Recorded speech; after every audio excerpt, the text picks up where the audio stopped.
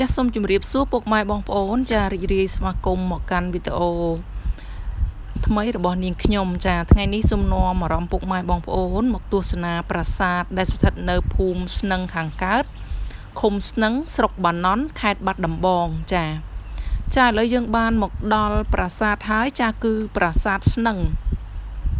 ខាងកើតប្រាសាទស្នឹងខាងកើតនេះគឺសាងសង់ឡើងនៅសតវត្សទី11ចាក្នុងរាជព្រះបាទសូរ្យវរ្ម័នទី1ហើយបន្តការសាងសង់ក្នុងរាជព្រះបាទឧទ័យវរ្ម័នទី2បន្តទៀតចាប្រាសាទនេះគឺសាងសង់មានតួប៉ម3ស្ថិតនៅលើខឿនតែមួយចាដែលសាងសង់អំពីឥដ្ឋលាយជាមួយនឹងថ្មភក់បើតាមការដែលយើងមើលទៅលើផ្តែរសសរពេជ្រនិងជញ្ជាំងរបស់ប្រាសាទគឺប្រាសាទនេះមិនទាន់សាងសង់ហើយ 100% នៅឡើយទេបងប្អូនចាដោយយើងឃើញមានចម្លាក់តែនៅនឹងប្រាង្គកណ្ដាលនៃប្រាសាទ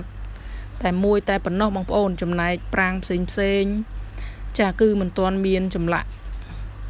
អ្វីនៅឡើយទេចាគឺមានតែប្រាង្គកណ្ដាលនៃប្រាសាទគឺយើងឃើញមាននៅលើ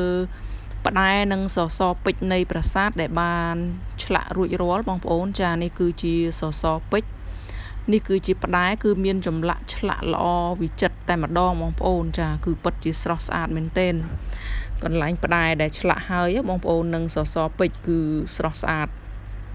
ពិតជាគួរឲ្យស្ញប់ស្ញែងនៅស្នាដៃរបស់បុព្វបុរសយើងមែនទែនចាគឺឆ្លាក់បានល្អឥតខ្ចោះចាបើសិនជាបងប្អូនមានចំណាប់អារម្មណ៍ចង់មកទស្សនាប្រាសាទស្នឹងខាងកើតនេះបងប្អូនអញ្ជើញមកខេត្តបាត់ដំបងឆ្ពោះមកកាន់ផ្លូវលេខ57ចាចម្ងាយ22គីឡូម៉ែត្របងប្អូននឹងឃើញមានវត្តស្នឹងនៅខាងឆ្វេងដៃចាបងប្អូនជិះចូលមកក្នុងវត្តខាងក្រោយវត្តមកបងប្អូននឹងឃើញប្រាសាទស្នឹងខាងកើតនេះហើយបងប្អូនចាទោះជាប្រាសាទមិនទាន់សាងសង់ហើយ 100% ចាក៏ប្រាសាទនៅតែមានសម្រស់ស្រស់ស្អាតចាយើងក៏គួរតែអញ្ជើញមកទស្សនាដើម្បីឲ្យបានស្គាល់នៅស្នាដៃរបស់បុព្វបុរសខ្មែរយើងចា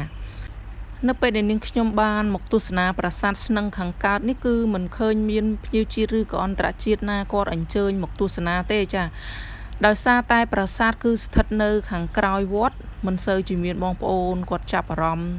ថាមានប្រាសាទអញ្ចឹងហើយគឺធ្វើឲ្យសភាពនៃប្រាសាទគឺមានសភាពស្ងប់ស្ងាត់ចាមិនសូវមានភ្ញៀវអញ្ជើញមកទស្សនាទេចាពិតជាគួរឲ្យស្ដាយស្រណោះនៅស្នាដៃរបស់បុព្វបុរសខ្មែរយើងមែនទែនចាអរគុណច្រើនបងប្អូនបើសិនជាបងប្អូនមានពេលសូមបងប្អូនកុំភ្លេចអញ្ជើញមកទស្សនាប្រាសាទស្នឹងខាងកើតនេះផងចាអរគុណច្រើនបងប្អូនដែលចំណាយពេលវេលាទស្សនាវីដេអូមួយនេះចាពេលនេះនាងខ្ញុំក៏សូមអរគុណសូមជម្រាប